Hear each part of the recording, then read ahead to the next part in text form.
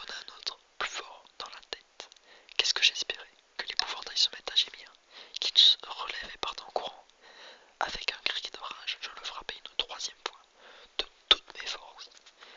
Je cognai et cognai encore, j'étais folle de colère. La tête en toile du pantin se détacha et roula sur le chemin. La grimace de son visage n'avait pas bougé. Ce n'est qu'un vulgaire épouvantail que Stanley a jeté en travers du chemin, me dis-je en lui donnant un dernier coup de pied qui fit voler toute la paille hors de sa poitrine. Il aurait pu nous tuer, cet imbécile. Nous avons eu de la chance de nous en sortir comme ça. Stanley, ça ne pouvait être que lui. Mais pourquoi?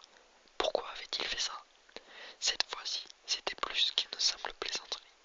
Stanley savait que ça aurait pu très mal tourner. Voilà pour le chapitre 17. J'espère qu'il vous aura plu. Et on se retrouvera bientôt